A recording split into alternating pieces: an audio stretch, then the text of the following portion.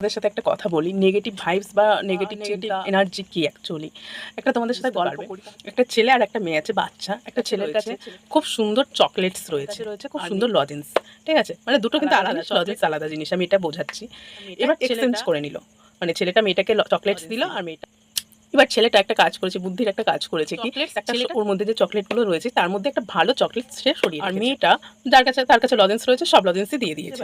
ওই যে ছেলেটা চকলেটস গুলো সরিয়ে রেখেছিল, সে রাত্রেবেলা তার আর ঘুম আসে না। এটাই ভাবছে যে আমি যখন একটা সবচেয়ে ভালো চকলেট হয়তো সরিয়ে রেখেছি, কিন্তু সে একটা ভালো লজেন্স কিন্তু সরিয়ে রেখেছে, কিন্তু অ্যাকচুয়ালি মেয়েটা কোনো লজেন্সই। এবার ছেলেটার মধ্যে কেন এই কৌতূহলটা, ওই কথাটা মাথায় আসছে, কারণ ছেলেটা কি করেছিল, একটা নেগেটিভ জিনিস সরিয়ে রেখেছে, হ্যাঁ কি না?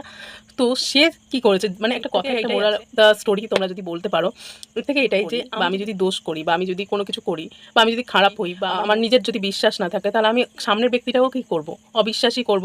সেম ওটাই হলো, যে সরিয়েছিল কিন্তু মেয়েটা সরায়নি, কিন্তু ছেলেটা ভেবেছে ও সরিয়েছে, মেয়েটাও সেম তাই করেছে। কিন্তু এখান থেকেই বোঝা যায় যে নেগেটিভ এনার্জি বা নেগেটিভ, মানে আমি যদি নেগেটিভ ভাবি তাহলে সামনের ব্যক্তিটাও নেগেটিভ ভাবছে, তো তার থেকে ভালো পজিটিভ জিনিস কাজ করাই ভালো। আমার তো এইটুকুনি মনে হলো।